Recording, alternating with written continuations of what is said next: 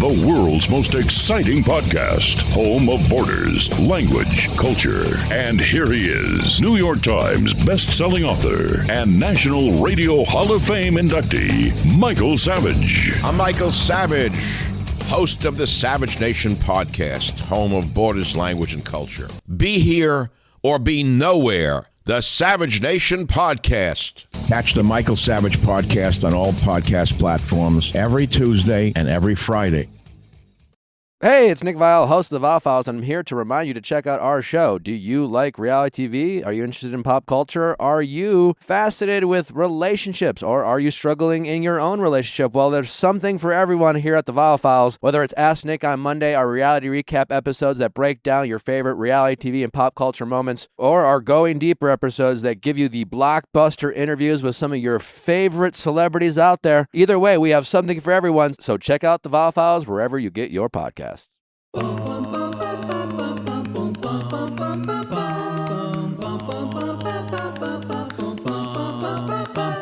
the Steve and Kyle podcast, coming to you from the device in your grasp. It's a step below taking a nap, but why would you waste your time doing that podcast?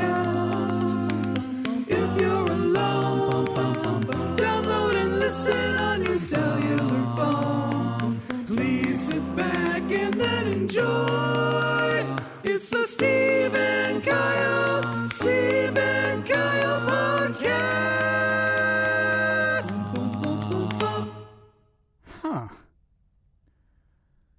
You know, every now and again, Steve, I put the old production hat on. That was you. So truly proving that anybody, Dan Scheich, can do this? Oh, for God's sake.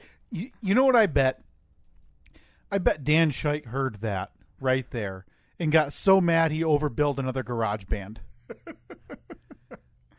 That was Tony in Lansing. Yeah, you That was know, our good buddy Tony in Lansing. you know, Fozzie and the Wet Blankets just got 10% higher on their bill from Scheich the Music Man because Tony Rodabaugh did a far superior job than he's probably doing.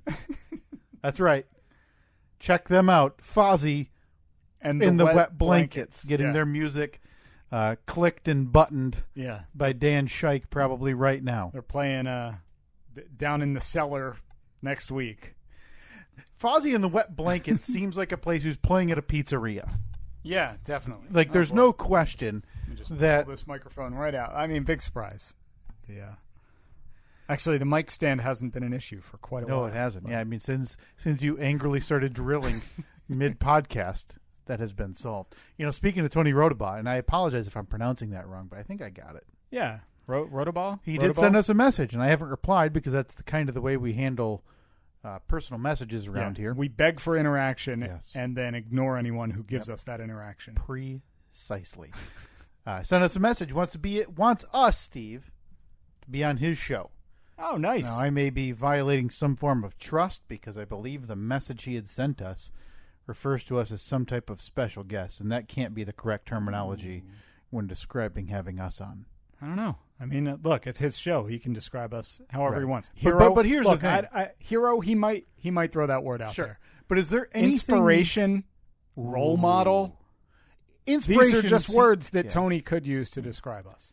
Inspiration seems assured that's what he's using to describe us. I mean, he has his own podcast. So at this point, anybody who has started a podcast after June of 2016, you and I can lay some form of claim to being an inspiration. I mean, we got seniority. So you're welcome, Tony, for providing that for you. But yeah, he wants us to be on his show at the end of next month. So we'll see if we can make something like that happen. He just started his show and he's already booking 25. He's already booking a month and a half out or 5 weeks out. So here's the issue, though, is if he's advertising for his show, quote unquote special guests or whatever, surprise guests, however you want to refer to it. Heroes again, like we said. If he has friends or whoever listening to that thing, which again is already better than anything Sheich's put together in years. Suck it, Scheich. I feel like if I ever meet Dan, in the flesh, it's going to be the, man, I'm sorry. Like, most Him of to you or no, you me to him, Okay, because I was gonna say, I'm not apologizing I'm for assuming anything. he's a violent man, rage-filled. Well, he's in the music industry, but not in like the cool way. Right, yeah, he's not hanging with the bands, you know. He's not Metallica. He's the guy who pushes the button for the Yeah. Metallica cover band. Here's who's cooler in the music industry than Shike. And just as a preface, we got into this by saying I would apologize to him if I saw him. Right. If So, you saw him. If, and that'll never happen. The guy who, when the stage goes dark for even a few moments, Steve, and he, like the lead singer's either sitting on a stool or maybe he's making the rounds, a big song just got done, and then all of a sudden the screen's dark and you see the silhouette of some idiot jog onto the stage and switch the guitars that are in the stands. So he's now a roadie. No. That guy's cooler than what Shike does. Okay. I mean, no offense, but they're actually No. seeing No, the band. No offense at all. You're And getting look, you didn't have enough time to claim offense. Yeah. No, that's true. Yeah. I mean, Shike's sitting there getting MP3s every month from a manager, whereas that guy is at least, smelling the musk of the lead singer on stage. But we digress. Yeah. Tony asked us to be on his show. I love it. I'm looking forward to it. I don't know what his podcast is about, but I'm in. Would there be a bigger disappointment though, advertising to whatever his listening audience is, special surprise guests, and then it's just your and I faces appearing on the Zoom or whatever, Hey. and everybody's just staring back because, in what universe would they know who we are? Right. Well, I think it's all in the way that he builds us up. Right. It's all in the way that he announces it, because he needs to make sure people know we're not people that they should know. Do we have a writer for our virtual appearances? Should we? Yeah. I don't know what Like we at could least, ask at for. least 6 mentions of Sure. our, podcast specific social media, website, whatever. I would actually request that for that week you change the title to the Stephen Kyle Podcast Presents, the Tony Rodabaugh Podcast. I think that's only fair. Yeah. I think that's pretty standard operating procedure. But the Stephen Kyle tour around the podcast industry continues. Mm-hmm. We have an appearance some point in the next 2 weeks, I believe, with our friends Brian and Chrissy. We do, yeah. From the commercial break. Yep. And we'll be, listen, to show that we mean business, we're going out of our way to do that. That's not a regularly scheduled record Yeah, it's gonna date be like or a- time. It's going to be like a Tuesday. Yeah. I'm going to be in my bank gear. Speaking of which, right now, it is Sunday, July 25th, 2021, the year of our Lord. It's the Stephen Kyle Podcast. It is. Well, yeah, mention the time, too. It's 7:40 p.m. right Ridiculous. now. It's 7:40 p.m., but for a good reason. Now, I was I was out of town yesterday and the first half of today, so I got back to the house around 3:30, 4 o'clock, and we were planning on just recording then. Mm-hmm. But I saw a friend of mine post on Facebook that he's in Tokyo. Sure. He is in Tokyo for the Olympics, Which is one of the coolest things Yeah. to know someone there. To me, that doesn't interest me to be involved because, well, at least this year, it's such a nightmare. Mm-hmm. Just such a nightmare with what they have to do from what I've heard. And that doesn't seem fun, Yeah. So he's over there now. He's been to the Olympics. I think he said this is his 5th Olympics. So 5th Olympics. Yeah. So is he strictly involved with the Summer Olympics, meaning he's been going for Nope. 20 years? No, he's been to the Winter Olympics. Okay. I know he did some. He does. Now I'm going to be interested to find out exactly. I know that he works somehow with the U.S. water polo team. Sure. And he's a play-by-play guy. He's called a ton of different events. I sent you the list of all the different. He does basketball and football play-by-play as well, but he's over there. So originally I thought, I wonder if Greg is calling water polo matches again. So I messaged him, and he said, no, he's not doing it this time. He's doing more like basically like press work for the water polo team. Gotcha. But I was like, man, it would be cool to have him on. Yeah. I think it would be really cool to get the perspective of any Olympics. This is the Right. one Someone on the ground. where it's going to be completely different, I would assume, than... What do you think? You think you can get one of the water polo players for us? Yeah, I mean, got he water. could literally point at anyone in the room and say, hey, you want to be a water polo player? I mean, I feel like I'm ready to go. If you can give me just a few seconds, Steve, here as I type in, how do you play water polo? I think Okay, that I'm all good. I think that'll be one of the main questions is, How do you play water polo? well, how does he, because he is somebody who, I went to college with Greg Meskel. And as far as I know, Greg wasn't big into water polo back in college. So he just, like, this is a transformation. I believe that I have no idea if he has since taken up playing water polo. Sure. Or if this is just one of those things where he used his skill set, kind of adapted it to a sport that he didn't necessarily know or was familiar with. Yeah. But he's like the go-to guy for water polo play-by-play. I'm You looking at going stuff. through the roster. Any one of these dudes could murder me. I believe There's he's primarily. I know that he does a lot of work specifically with the women's water polo team. okay. I just pulled up the men. 6'5", 220, 6'4", 225, 6'6", 245. Imagine swimming towards that behemoth No, and thinking, yeah, I'll swim right past him. yeah, I'm going to be asking Greg. By the way, what the reason I'm saying this is we're going to be talking to him in about Yes. 15 minutes. I thought that it would be a great opportunity. We had somebody that we were going to talk to today, but then with our scheduling changing, we had to push that back. Correct. So I thought I love talking to people that I know, but this is something. I mean, he's on the world stage right now over in Tokyo. Sure. I got a million different questions for him.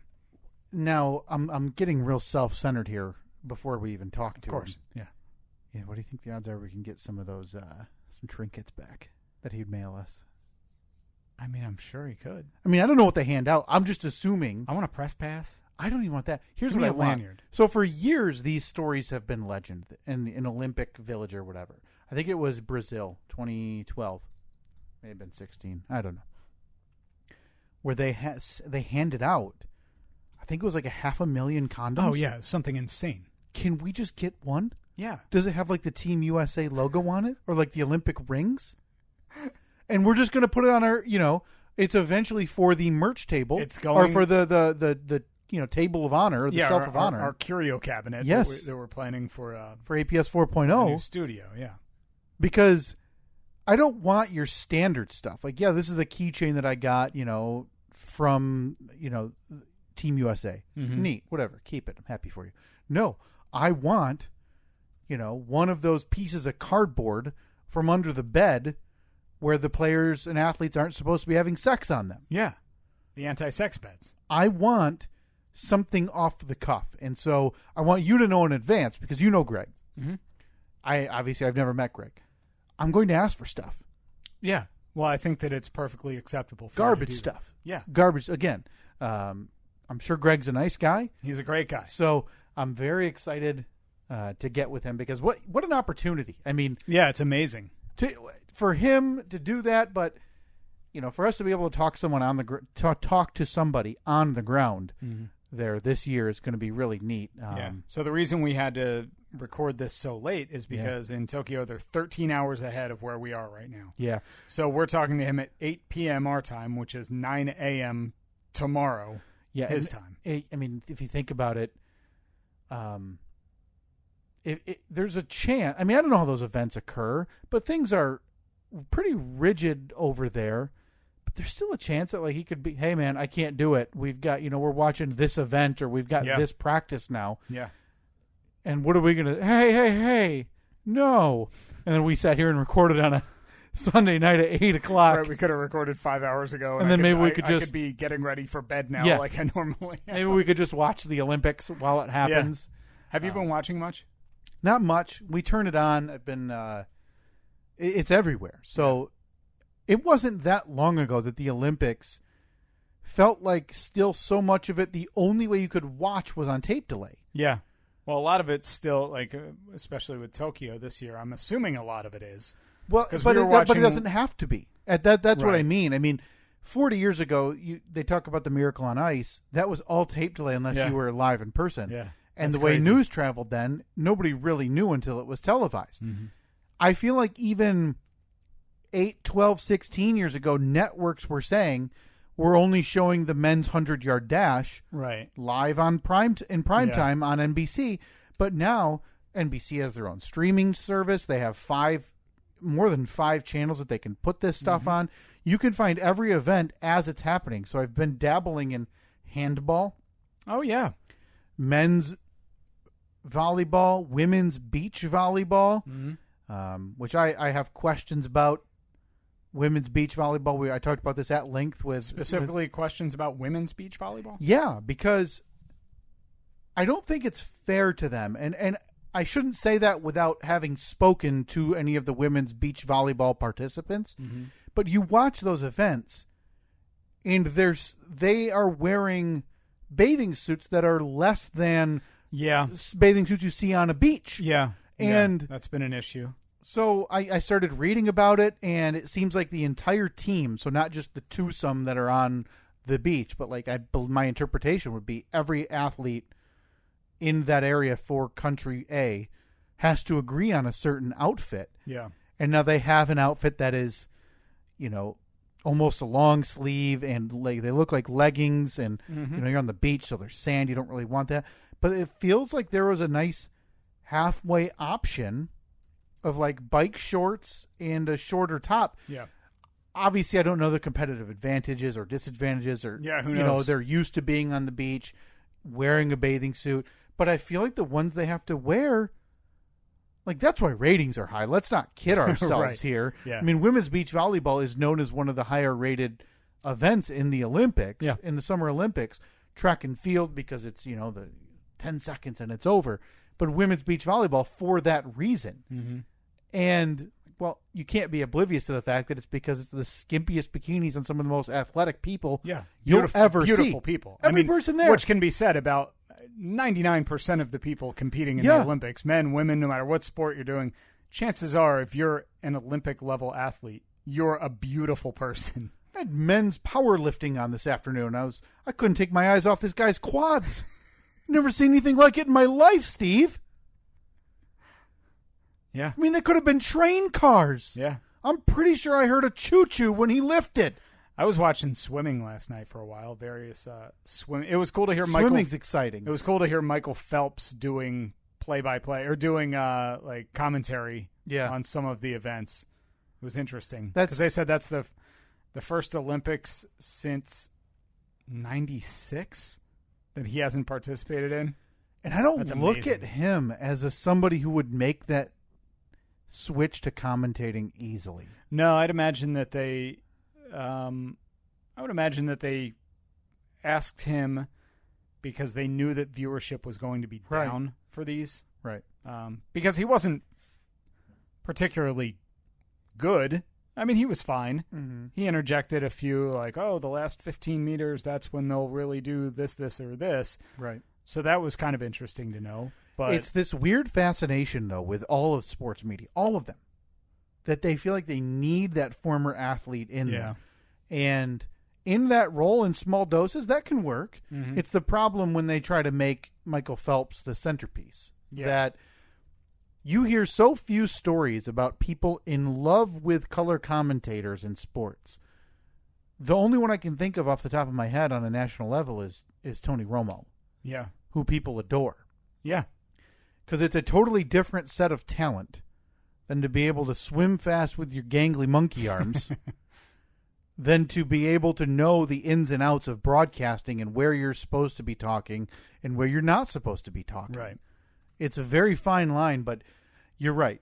If you're the NBC, you pay billions of dollars for the Olympics. You pay whatever dollar to get the Olympians that United States viewers will know into the TV sets. Yeah. It's a smart move. But yeah, it doesn't take long nowadays for the internet to turn a very vile eye towards somebody in broadcasting if they make one mistake or they don't sound the smartest at one thing. So, yeah, that's curious. And it's so weird, though, because we talked about the tape delay. If you're not watching it live, you're watching it at 2 in the morning. Mm-hmm. A lot of these. Women's gymnastics was on at 2 a.m. Eastern Standard last night. That's crazy. And it's Why? 13 hours, so for them it's 3 o'clock in the afternoon. But that's such a huge event. Yeah. And I believe they re-aired it, back in prime time, I'm guessing last night. Yeah. I didn't see, but that's an event. That's the event that America cares about. It was funny. I was always watching some of the gymnastics last night. It was the men's, and so they do that thing in every sport where they give the team profiles and they flash up one of the guys. They're like, his discipline is this and this, and they show him doing his stuff in slow motion. And then they get to the one guy, and you hear the electric guitar, he's the bad boy. Yeah, and he turns his head, and it was funny to see him basically, like you just said, be referred to as the bad boy. And then they show him, and he's like, I mean, he's doing flips and stuff while dancing around, and I'm like, he's had 2 dress code violations and been tardy to 3 meetings. He's the bad boy. Colton. What? It's curious, man. But yeah, I mean, the Olympics are. I more dabble. I don't get super involved in every event or a lot of the events. It's always neat to see. I like watching, and I'll tune in for a lot of the track and field stuff. But I don't follow it in advance at all. No. And this year, especially, not knowing if it was even going to happen up until a week ago. Yeah. Is Usain Bolt running still? Is he still? I have no idea. He still an athlete? No clue. In the Olympics? I don't know. I mean, these aren't names either, and they're not meant to be names for the most part. 98% of Olympians are not your household name like a professional athlete, right? Except for look, there's one where when I was watching at work the other day, the TV in the studio was tuned to NBC. And we had the opening ceremonies on. We were all marching in because it was very strange just watching them walk into an empty arena. Yeah. But there was one name I knew. And by name, I mean not actual name. Was it shirtless Tongan guy? Greased up Tonga man. Don't have any idea what event. What was he back doing? He was carrying. He was carrying I think he was carrying the flag. Oh, good for him. He was the star. I'm not sure. It was 2016. It was 16. Yeah, so I'm not sure if he's back competing in whatever event. I feel like it was one of those events. Or if he's now the token Tongan guy. Yeah. Who he's on Tongan Wheaties. He's doing Tongan Sports Center a couple nights a week. We're gonna have to ask Greg. Because Greg is our greased up Tongan guy? He is our because I assume that greased up Tongan man walks around the Olympic Village greased up. I feel like it doesn't just come off. Oh God, no. And why would you? When you look like that, would you? If you look like that, and I don't have my computer with me tonight. My apologies, but I'll try to put this on the poll. If you looked like that, would you ever take the grease off? Not a chance. Because you don't look better if you're not you'll never look better than that. No. With that grease accentuating every crevice in your 15-pack of abs. Oh, that's right. Remember this guy? He was in one event in the Summer Olympics in 2016. And then, let's see, I'm pulling up the article right now. Peter Tuafua. Yeah. Greased up Taekwondo, canoeist, and skier. Remember, he attempted to water skiing? No, he attempted to qualify for the winter games. Okay, as a skier. Boy, yeah. That. I mean, it's not like. Is it just Tonga? Is it the Tongan Islands? Is Tonga an island? Am I even saying it right? Tonga? Tonga. Tonga. Tonga? Tongan. Tongan.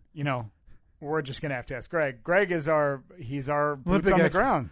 I feel like we just get right into the nitty gritty and be like, so Greg, USA basketball, they lose one to France. He's a big basketball fan. Oh, so he might know that. He would absolutely. We've got to find out that he won't know then.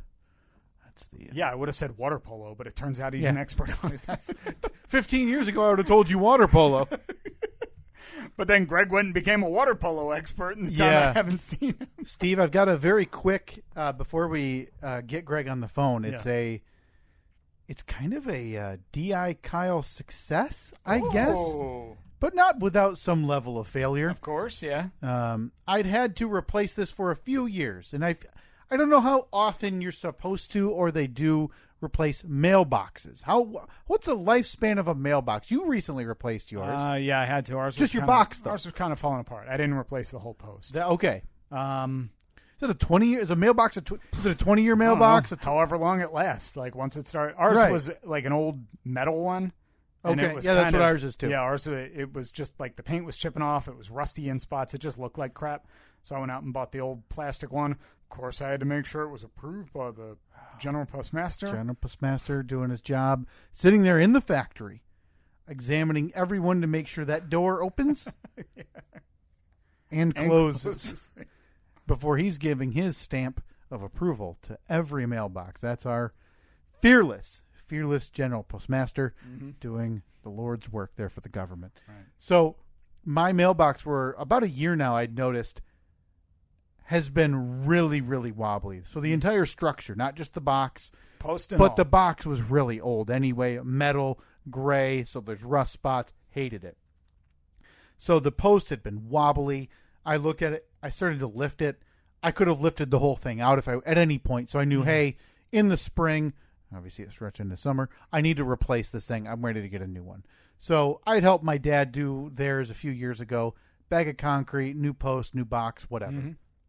So I finally got off my butt last week when I was at the store, and I got the materials. I bought a post, got a box, got new letters, Steve.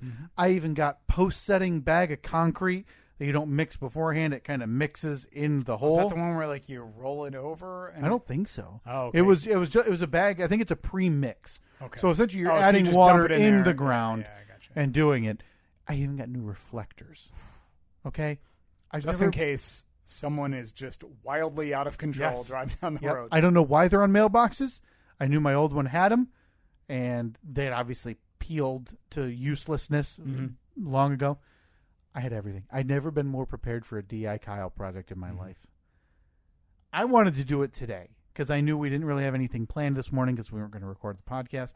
But my wife at 4 o'clock yesterday, with a severe thunderstorm warning, let's just go do it. Let's just go do it. We don't have anything to do in the morning. Let's just wait. But she walks out there, the tree practically blowing down in our front yard. It's the best time to do it. And you're really going to test the strength of that new mailbox.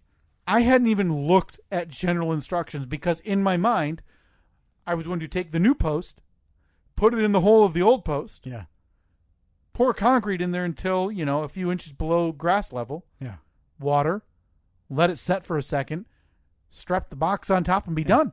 Maybe push a little mulch or dirt up around it. So I take the post out and I realize the post is, boy, this isn't quite like 6 feet tall like I anticipated it being.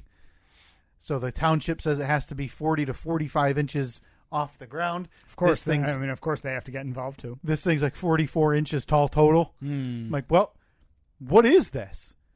Apparently, I bought a fancy newfangled one where it's a piece of metal like rebar. Oh yeah, and you put half of it down on the ground, and then you set the post on top of the other half, and hammer that in.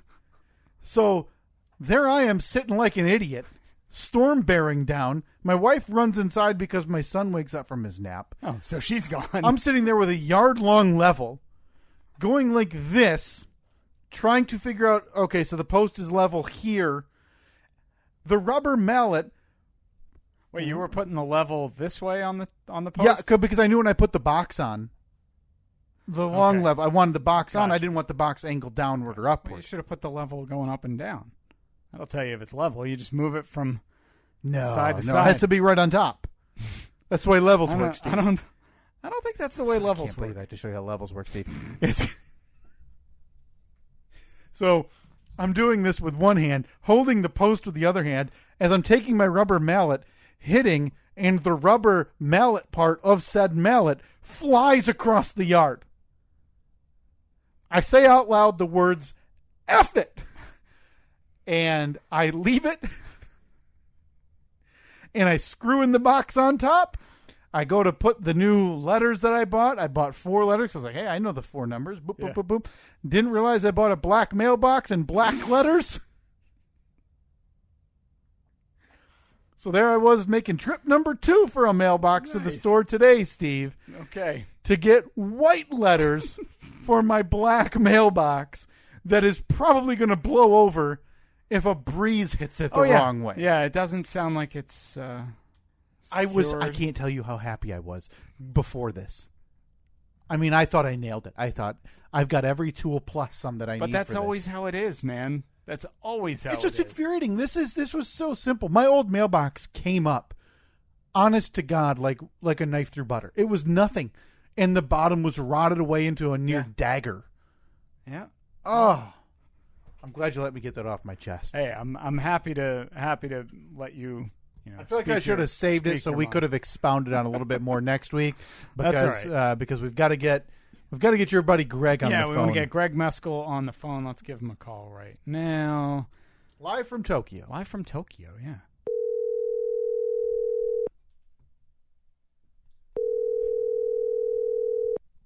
Hello, Greg Meskel. Steve McKiernan. What's up, man?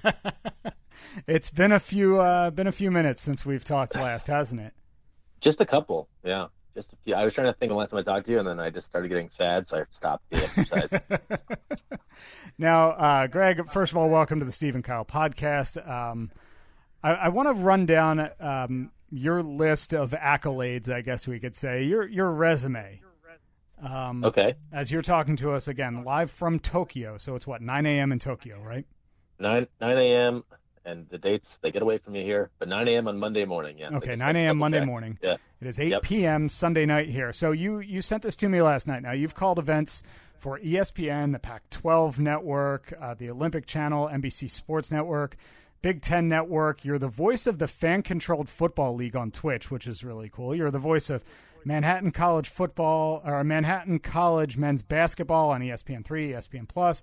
You've served as a reporter and play-by-play for Westwood One, NBC Radio at the 2018 Winter Olympics in South Korea. You've called a ton of water polo events for the national team, NCAA championship, world championships, etc. Now, you sent me all that, but you forgot to include that you are a college friend of mine, and I'm a little disappointed about that. Where would that rank on that list? I figured you had that part down, so that was the one thing you did know, and then I would give you the rest. That's way up there. You know, it was like talking to Shaun White and then knowing Steve McKiernan. Those were like neck and neck. So you're at the Olympics, man. How cool is that? This is what, your 5th Olympics? 5th Olympics overall. It's very cool. It's certainly a strange one with no fans and all the different protocols in place. But I think everyone that's here would tell you that they feel fortunate to be able to take part in such an oddly historic event. I mean, the Olympics are such an amazing experience to begin with. Anytime you can go to one, and I always tell people if they can get to one, do it. It's just an awesome sports experience, an awesome cultural experience, all of that. But yeah, it's strange just being at venues and you really hear everything because there's just media there and just other essential staff, and so that's been different. It's going to be interesting to see, you know, as we progress and more medals are won. Those are those really big Olympic moments where there's not the reaction of the fans, the family, that sort of stuff. So I think that's going to be a very different feel, certainly as a spectator, media member, but then especially I think for the athletes. Yeah, Greg, this is Kyle. Glad to have you on. Thrilled to talk to you. Steve was telling me before we started recording, you never touched water polo in college. That I know. I said, to be fair, I said not Correct. that I know. Sorry. I'm confident in saying that you weren't a big water polo fan when I knew you, correct? This is an accurate statement, and Kyle, good to be with you as well. So how do you get there? Jersey, that's a question I get asked often, and you know now the running joke is I've known the sport for so long that claim I played for a program that no longer exists. You know, the old Bearcats. They got cut a couple of years ago. Remember them? Sure, yeah. But yeah. A very limited water polo knowledge. So I was a pool lifeguard as a teenager and like early years of college, and at this community pool in New Jersey, they played water polo in like the rec hour, like 4 p.m. every afternoon. But that was really all I knew, and knowing what I know now, that was not really water polo. That was, I don't know, 50 kids in the dive tank just pegging each other with a volleyball. And basically dodgeball in a pool. Exactly. So really random journey. After college, I had worked behind the scenes in a bunch of TV networks, but I was also doing play-by-play for Wagner College football and basketball. And then I was there a couple of years, and they needed help in their sports information department. And it was a chance to go and be a GA and get a master's and work for them while also still doing everything else I was doing, the radio broadcasting and working in TV. And when I was there, everyone gets assigned sports, and it's just funny, like fateful decisions, right? That you would never know where they'll lead you. But they had said, okay, you're going to do, everyone helps out in football. You're going to do swimming, you're going to do track and field, and then you can do wrestling or water polo. What do you think? And I had met the water polo coach, seemed like a nice guy, and I was like, that seems fun. I'm already doing the aquatics thing already with swimming. Yeah. So I'll do that. And that was like a 2-year crash course in understanding the sport, and it was a good team on the East Coast, and they made the NCAA championships and got to kind of, see that level of it. And I finished with that 1 year, and the next year I was at the Olympic Games. And That's so crazy. Wow. And it was weird to go from that level to then the most elite level. And it's been kind of a journey since, and I can belabor you guys with more about this, but it's just kind of been a weird run of kind of doing that, and then through that sport, and you guys know, working in media, like there's no one path to getting to where you want to go. Yeah, everyone's different. Everyone's different. That kind of allowed me to route back into the broadcasting and actually get opportunities that I don't know I would have gotten if I had just stayed in the football, basketball world, which is where a lot of people reside. So, So do you think strange journey? Could you say that you probably benefited from the fact that there isn't a ton? I mean, let's be honest. There's not a ton of focus on water polo in this country. So, I mean, if you can get in, it's not really a surprise that you elevated so quickly. No, you're exactly right. There's not a lot of people doing it. Now, the one downside is, right, there's not a lot of coverage for it. So if you're into broadcasting, that sort of thing, there aren't a ton of opportunities. But one of the good things that was helpful about it is that the events that were getting on television or were getting streamed, that sort of thing, I started to get into those, and then those places did other sports. And so I'd had a history of doing other things before water polo, football, basketball, like we're talking about. So it was like, hey, I can also do this. And so that was kind of a roundabout way to getting some of those chances that if I had just said, hey, this is what I do, it's with hiring and all that stuff, I think people want to have confidence that someone can do it. And they kind of want to have seen their work a bit. And so it's a little bit more translatable if they've seen you kind of do something else before you're kind of just coming in cold. Sure. Can you tell us a little bit about Olympic Village and kind of the differences, obviously the massive differences between now and the other Olympics you've been to? Because it just doesn't seem like this joyful, fun experience that you hear about in the media all the time for the athletes as well as you guys. Yeah, I think that the people that are in the village now, it seems like they're having a good time. Media aren't allowed to stay in the village, and so typically in past Olympic Games, it's a little bit easier to be able to go visit the village and see what that's like. But obviously with COVID, they've really restricted that access, so there's not even what they would call like a day pass to go in there and see. Mm-hmm. So I think there's just a lot of restrictions in place for everybody to try and keep that social distance, make sure you're wearing your mask, you're doing your testing, all of that stuff. So that stuff just inherently takes a little bit of the energy out of it, if you're kind of having that in the back of your mind, especially for the athletes, and you've seen it already with a couple having positive tests. That would be a nightmare. I can't even imagine. I mean, to put all of this time and effort in, and then you get somewhere and even if you're vaccinated, right, you can still test positive, and that kind of could potentially end your Olympic journey, especially if you're not a long-term sport, right? If you're not a team sport that's playing the entire Olympic Games, you're pretty much done. Yeah. You're not going to get a chance to play or compete, and you've worked so hard at that. So I could see why there might be a little like walking on eggshells for some of these people. I know for me, I'd want to be like wrapped in bubble tape, like stay away from me until I do my event, and then we can hang out. Kind of speaking to that, what was the process like? Kind of those 2 weeks leading up to you leaving for Tokyo, and then what was it like getting there?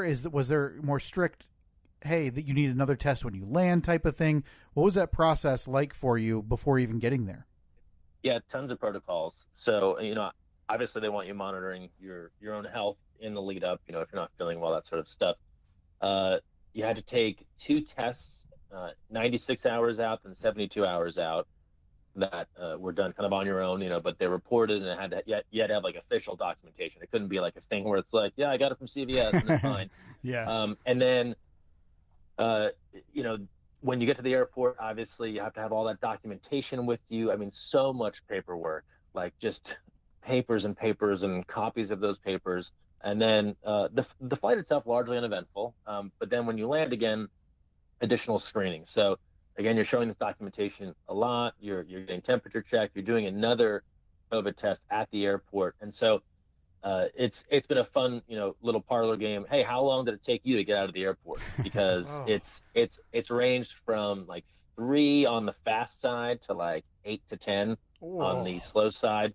How was yours? I was somewhere landed at 4 p.m. and I was at a hotel a little before midnight, and I consider that a win. That's not bad. I was like, if I can get out of here and get to that hotel like in like 8 hours shot, that's like not terrible. 6-8 hours. Yeah, so, that's not that's not the worst. So what you've been there for what, about 4 days at this point? 3-4 days? I was just looking at that. So I left on a Monday. It is a Monday. I mean, let's call it 6 days. So yeah, because you kind of lose a day in there. So what now when you're not working, because you're doing like press work for the water polo team, correct? Correct. Yeah. Just, lots of social media coverage of them, and, kind of sharing photos and helping facilitate interviews, that sort of stuff for them. We had a couple of press conferences before the game started. So all that sort of thing. So in your downtime, if you have any, you may not have any at all, but do you get to go to other events?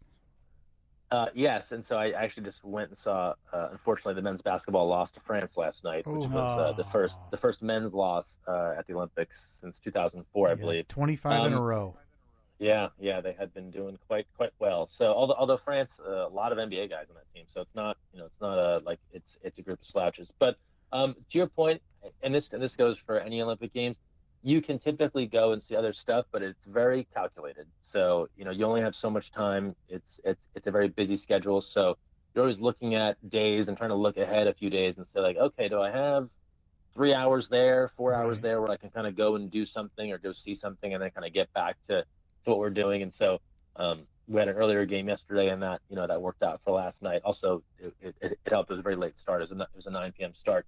So that's typical, different here. Again, more procedures in place due to COVID. So you could typically just go to certain events. There's a reservation system in now to ensure that events aren't overwhelmed with people, because again, they really want to create distance and all that sort of thing. So that's the one wrinkle in that. In the past, you used to be able to look at the schedule and just say, I'm gonna go into this, and then I'm gonna walk over there and come back to this. You can knock out 3 things in an hour if all the venues were close. And so that's a little bit of a different challenge. You have to even be more of a planner this time around. Is there anything specific you're looking forward to going and seeing? Because I know that you're a basketball fan, so I'm assuming you were looking forward to last night's game. Totally, yeah. So I always try and see at least a basketball game. I'd like to go see a women's game as well. Swimming is next to water polo, so if I can get over to there, that's always usually a fun environment. And there's so many strong athletes. And then just something, maybe I haven't seen before. I was talking with some other people that are here that judo, the competition for judo, is in a really historic facility here in Tokyo, and kind of part of the origins of the sport. And so that might be a cool thing to check out that I've never seen in person. So that's one of the fun things about the games, is that you can go and see things that maybe you didn't know a whole lot about, and suddenly you're a heavily invested fan in what's happening, and and cheering it on and quickly learning what's happening, and by the end you're rooting for someone to win a medal. You've been there for about 6 days. You mentioned, Greg. It's I forget the exact date it happened. I believe it was Tuesday or Wednesday, where one of the heads of the Olympic Committee for Tokyo came out and mentioned something about, hey, there's still a chance that we might last minute cancel this thing. How close, or I mean, was there any fear among you, any other administration, that this thing's really in danger of actually being canceled? I didn't personally think so, just because you had so many people already here, and the schedules were about to begin. There's competition before the opening ceremony. I know some people think that's when it starts, right? But softball, other things had begun a few days earlier. So, no, I mean, at that point, and that goes for so many things that we heard over the last few months, where there was questions about, are the games in jeopardy, and that sort of thing. And this is so cliche from like an athlete standpoint, but the old control what you can control, and you really do kind of have to just put the horse blinders on and kind of look ahead as if things are going to happen until someone tells you that they're not going to happen, because otherwise you could spend all day worrying about what might not be. And that doesn't just go for these Olympics. Every one, maybe save for one of them I've been to, there's been some sort of thing before the games that was going to be the biggest problem. And, oh man, what are we going to do? And then it starts. You guys will recall before Rio, Zika virus, mosquitoes, big deal, right? Everyone's very concerned. It's going to be a problem. I swear to you, I for 3 weeks, I did not see a mosquito. Not a mosquito, not a bug. Now, I'm sure they were there. I didn't see them. I still have 9 large bottles of like mosquito spray from Amazon that were unused. Like, I came out of that bus in Rio, like, coated in spray, like, ready for battle. I was, like, hosing myself down for the first, like, 2 days. And then I'm walking around, and I'm like, either this stuff is really impressive spray, right, or there are no bugs. So... but you just don't know until you get there, right? So there's an old cliche, right? Like, it's like, the games will take over. It's like once the sports begin, that's, what everyone will kind of focus on. And that's typically what happens, is people want to see all the athletes do their thing. They're the reason why we're here. Let's talk overall experiences, Greg. If this is your 5th Olympics, you're in Tokyo, you mentioned Rio. I don't know the other ones that you've been to. How would you rank? What are your top 3 so far? It might not be fair giving you only a week in Tokyo, but what are your top 3 Olympic experiences so far in your career? Yeah, well, Kyle, you'll make it easy on me. I'll just take Tokyo out because it's not complete, so I can't judge it. So now we're just looking at 4. So this is challenging because I get asked this a lot, and I say, they're all great in their own way, and it's really true. So the other ones were Pyeongchang 2018 winter, and then London 2012. And then Beijing in 2008. It's super hard to pick all of those. 2008, so memorable because I had never been anywhere. I'd never left the country at all, and so to go to those Olympic Games and to see all of that, like, it's funny now, having gone to it afterwards, other games, and there's still things from that first games that are just like burned in my brain that aren't from the other ones. I think because it was such a different cultural experience too, a new language, all of that sort of stuff. Yeah. So that was very cool. Yes, I'd probably put that, and then this is no knock on London. I love London, but I think in Rio and in Pyeongchang, I was able to do much more broadcasting, and I was primarily a broadcaster in South Korea, doing reporting and a little bit of play-by-play, and that's really the first love for me. So I think that was probably my favorite, if I look at 2018, just from a professional standpoint of like, this is what I love to do, and I was able to do it, amongst the best athletes in the world. So that's probably what I would put first if I had to, and then maybe Beijing second, just because it was that kind of first experience, and then Rio is just such a beautiful place, you know. So take that, it's, London. It's hard. It's hard though. Yeah, exactly. Yes, this is my anti-London problem. But, I'm glad you were finally able to get that out there because everybody was wondering. I've been sitting on that for a while. Now, for me, there's been kind of 3 storylines for the Olympics. 1, will they actually happen or not? 2 is during the opening ceremonies the other day, when Hot Tongan Man walked in with his body all greased up again. What was everyone had to be talking about it, right? That's the talk of the town, right? Well, so and I have to look up his name, but it's PETA something. He's a returner, so he has done this in the past. Yeah, and I want to say he also was at the Winter Games in a He different was. sport. Yeah, he Yes. was. We were talking about this beforehand. It's such a crazy story. He was the flag bearer at the 2016 games, the 2016 Summer Games. He walked in, shirt off, greased up, and I mean, the internet immediately blew up. And then I think that in like a year's time, he decided, I want to do that again, and took up skiing and tried to qualify for the 2018 games. Yeah. I remember that when he came out in 2016, and it's obviously a different scene because there was fans there and just kind of the reaction. But it was, as someone who loved some WWF back in the day, very reminiscent of like the Macho Man Randy Savage. Yeah, amazing. Where, someone, just kind of cruising out to the ring, glistening, like the Hulkster. So, he's clearly a showman. He knows what to do. That event is time to show out, right? You see all the different outfits and what everyone puts on, and it's like like a red carpet when everyone judges the fact and everything like that. So, hey, I applaud him. Getting the name out there for his country and for himself, and hopefully we'll see him maybe in Beijing in only a couple of months for the Winter Games, or perhaps in Paris, and he can try and one up his whole show somehow. Yeah, I mean, like we talked about it before. If either of us looked even remotely as good as him, it's like the old, if you've got it, flaunt it. Why not? I would never wear a shirt, Greg. I would never wear a shirt. No, not even in those cold winters. Just go out there and just flaunt it. I mean, you deserved it. You earned it. And this is an assumption on my part, but probably not pants either. No, definitely not. Definitely not. Now that you may have, you may run into some legal issues, but that's, again, your choice. Now, what about the anti-sex beds? That was the big story about the Olympic Village. Everyone talking about that too. Yeah, well, talking about it in the sense that it's not true, So it was another one of those. It was another one of those things that had to be quickly debunked. This was an original. The Olympics, especially here, they put a big focus on sustainability, right, and recycling and all of that stuff. And so those beds, I want to say, were really announced in 2019 or 2020. As like, hey, these are going to be the perfect sustainable, recyclable beds, cardboard frames, right? And it's not like the boxer TV came in, right? It's not going to fall apart immediately. But of course, some enterprising journalist on the internet, or I don't know, someone who just shares memes or whatever, put that out there, just looked at it and was like, oh, this is clearly designed so that no one spends time together, outside of the competition. It's like, that's just not the case. And so you've seen some really funny videos. I think the U.S. Women's rugby team did a video on TikTok of them doing all these different poses on the bed, like jumping around and showing how it could withstand all this force. So it's classic. It's just you get people looking for stories that are all over the place.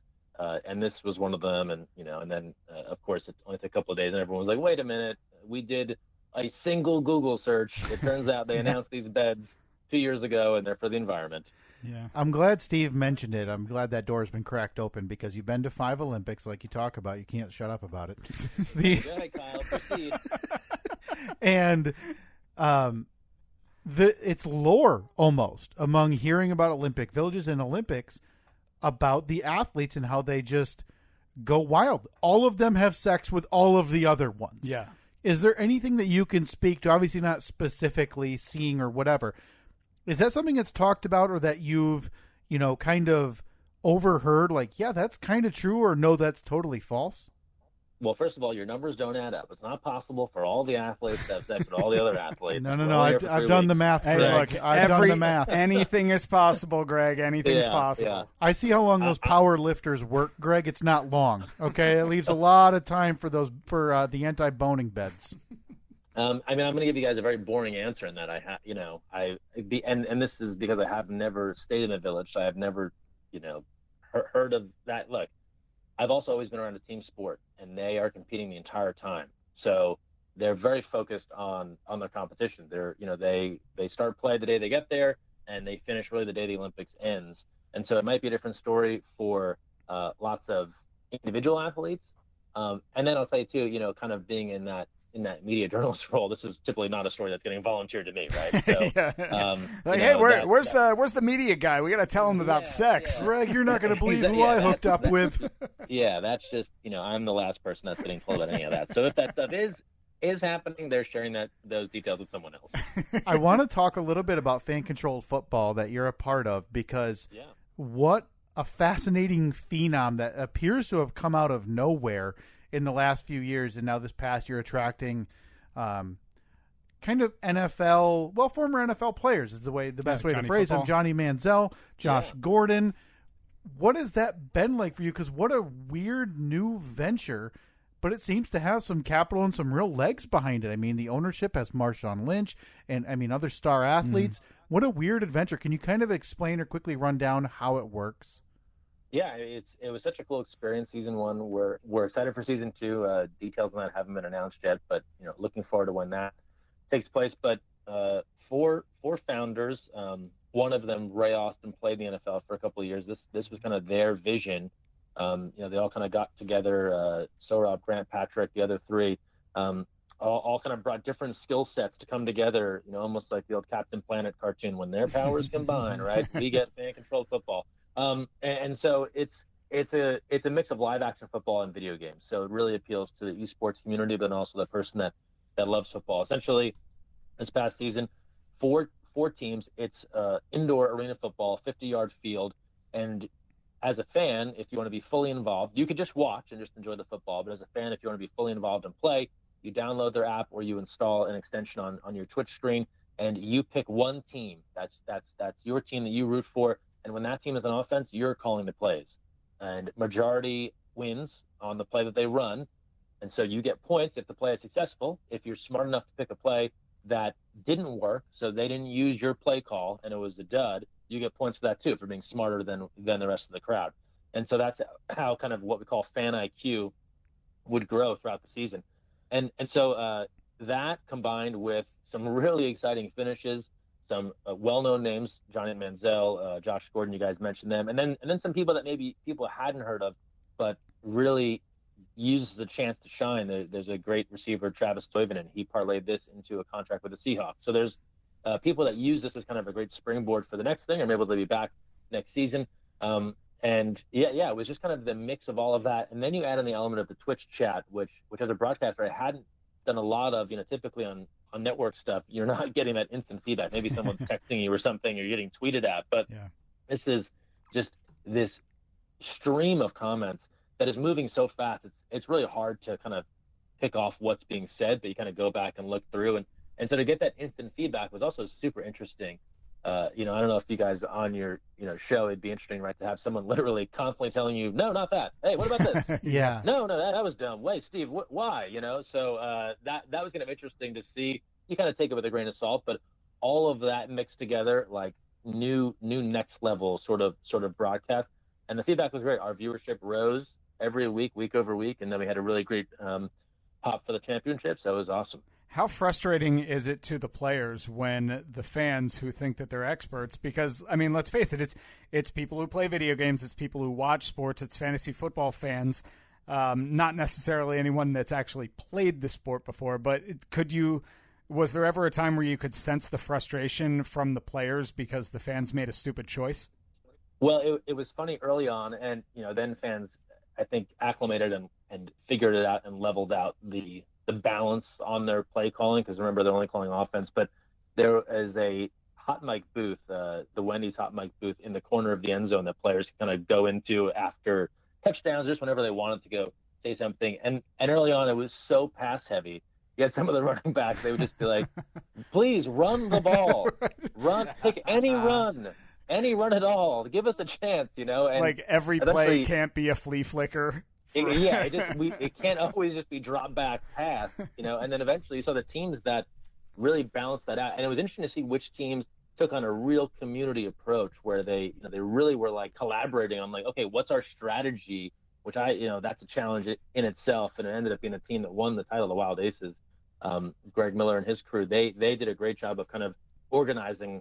Okay, this is the type of football we want to play, and this is, what do you guys think about this or that, and really kind of coalesced into a virtual team, if you will, kind of selecting what they wanted to do going forward. And it was really funny to see it kind of evolve over time.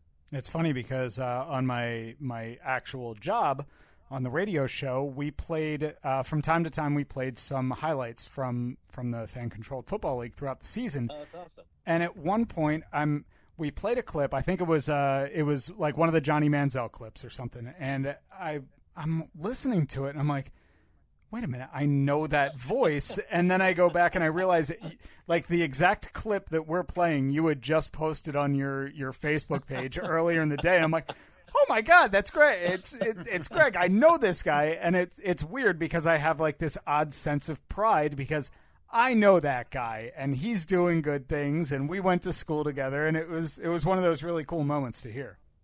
Oh no, totally. I think I feel the same way. I see all the stuff that you post, and it's cool. And you've been long enough to know now, and you know all the people that we came up with. It's a battle of attrition to kind of keep it going in this. So, you know how many people that were good at this, and for whatever reason it just didn't work out, or they had to go in a different direction. And so when someone's able to kind of stay in there and make this thing happen, I think we all feel like a collective sense of like, all right, that's great. That's like good for us and good for them. Yeah, like you said, the numbers are definitely dwindling because we graduated nearly 20 years ago, like 18, 19 years ago, or whatever it was. And I mean, I can count on one hand the amount of people that are still in the broadcast field. So when I see somebody doing cool things, it's really cool to hear. Yeah, no, same. It's a battle, it's you have to stay in there and hope, just keep on hoping it's gonna work out. Yeah, right. Well, one of you is in Tokyo at their 5th Olympics, which we can't hear the end about it. yeah, and the other one is sitting in my basement talking to the guy that's at the Olympics. Hey, everyone's working from home now, guys. Your basement would be a fantastic place to be. Greg, before we get you out of here, man, we know you probably have a busy day over there. The niceties are over. All right. You've been to 5 Olympics. Again, you don't shut the hell up about it. You're a recognizable face. Picking up some hostility here. Yeah. Oh, I see you've met Kyle. Yeah. You're a recognizable face, so you can probably get into rooms that a lot of time years ago people would have given you a second glance and, hey, who's that guy? What does he think he's doing? Can I ask you just one favor? We would like from the Tokyo Olympics 2020/2021 some type of trinket. Maybe it's something that you've grabbed while you're there. Maybe it's something they gave you. What my dream is, because again, it's in the news. I feel like every Olympics they talk about, they're distributing 500,000 condoms to all the athletes. I want an Olympic ring branded condom if you could get your hands on one of those, or, some other trinket that you take and you're like, oh yeah, I'm going to discard this because I don't want to travel with it, across the globe. Yeah, I mean, maybe an anti-sex bed. If you can get us one of them, if you can fit it in your carry-on, we'd appreciate that. I mean, I think we've covered those. They're going to be recycled. They're not going to be available. It would be very unsustainable for me to take one, bring it all the way home, and then try and recycle it there. That'd look really cool in the corner of our studio, though, Greg. I mean, and really God knows cool. What Kyle would do with it. So, yes. Kyle, I think your long-winded way of asking for a souvenir, no problem, good sir. But we don't want a lanyard, because I feel like you could get Yeah. that off of eBay for a few bucks. Because again, that's something that you're going to discard anyway, right? I mean, do you have keepsakes from all of your Olympics that you've worked? Yeah, there's something I try and keep from everyone. Pins are a big deal at the Olympics, and Really? that has kind of been pin trading and the pin culture of the Olympics, and it's taken a hit this time with no fans. That is a huge part of the Olympic Games. People are rabid to collect and try and get unique ones, and so a pin from this Olympic Games that might be considered a rare item to have. So I have some of those. I would be happy to hold one of those for you, and then if I see anything else random, non-sex related, sorry to disappoint you, I will see what I can do to bring that back to you. Look, don't say non-sex related. It could just happen. I mean, look, keep the possibility open. It could possibly happen. If you happen to walk past a bowl of Olympic branded condoms, reach in there, grab a couple of them, and send them our way, okay? This has been noted. Or again, don't rule it out. If you run into one of those cardboard disasters, just throw that over your shoulder on your way to the airport. Bring her on home as a personal item. Yeah, that'll definitely fit in the overhead compartment. Well, I Greg, see you haven't left that basement much. no, not at all. We've been in here for a year and a half. We need something to do. I hope someone has a window, or at least get some sunlight, to get some food and drinks down there for you guys. Well, Greg, this is the point in the interview where we would cue up the Olympic theme music, but I'm pretty sure that is not Creative Commons. Yeah. Pretty sure that is a copyrighted piece of. You are correct. Greg Meskel, everybody. Greg, where can people find you? If you're, I know you're doing a lot of press work for. I'm assuming it's all of Team USA and the water polo team. Where can people find you to see what you're putting out there right now while you're in Tokyo? Yeah, good place. Twitter or Instagram at Greg Meskel on Twitter, and then a very creative at Mescalade on Instagram. Mescalade. Which is like Escalade, but my last name. Mescalade. We'll make those will be in the show notes for everybody as well. Please follow along, Greg, in Tokyo. Again, it's 5th Olympics, and good God, we may never hear the end of it.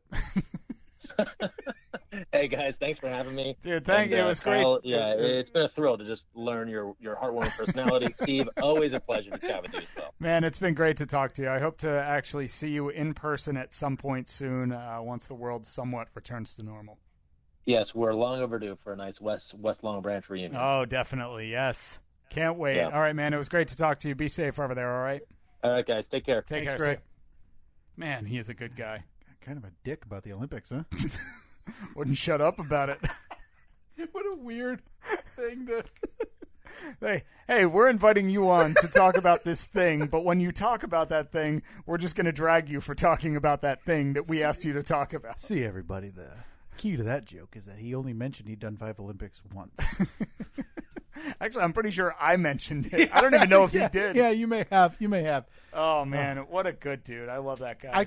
I still have a litany of questions. One about fan control football still, but yeah, I could have talked to him again, but I feel like it's my way with everybody we talk about is yeah. I mean, the food options, like what do they do? Is it cafeteria style? Is it like cuisine or is it garbage? What are people these what are people things craving where over like there? Emerald is there cooking for everybody. I just have so many questions, and that it's such a fascinating experience that it's hard for me to overlook the Olympics when they depart, because when they depart, they leave a wake of debt, devastation, and empty buildings in every town that they go to. Yeah. But while they're there, people are so enamored with it. And it's the pomp and circumstance of it all, It's the world stage. It is. I mean, everybody's watching for that couple of weeks. Yeah, and it's so neat to see. I mean, you've been in some of those scenarios. I mean, you were at the wedding, the royal wedding, however many years ago that was. It's so weird the way the world latches onto some certain things. Yeah. But very, very cool to be able to talk to Greg live on the scene in Tokyo. I'd love to get him on another. I mean, you knew him in college, which means I have to ask him a million questions about your college experience. Oh, sure. Yeah. He's a good source. He's a good wealth of information. I mean, I don't think he was underwear wrestling.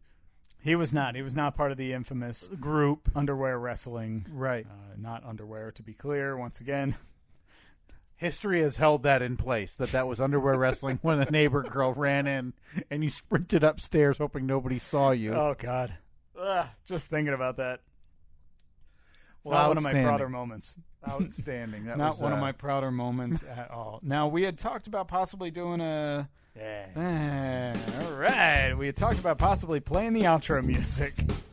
which we will possibly talk about doing again next week.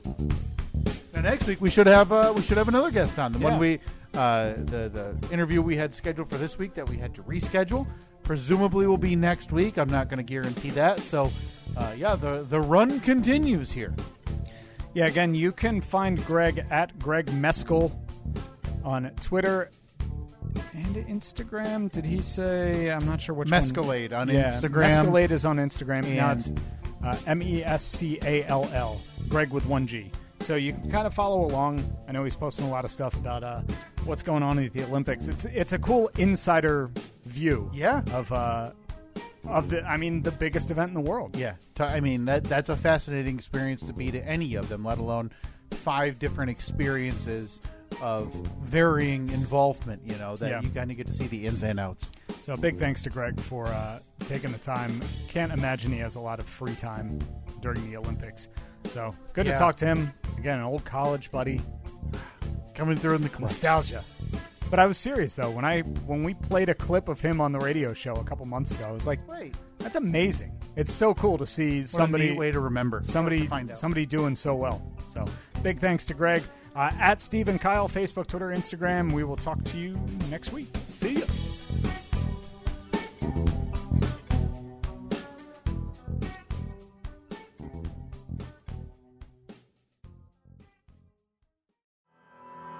At Corewell Health, we know time doesn't heal all wounds.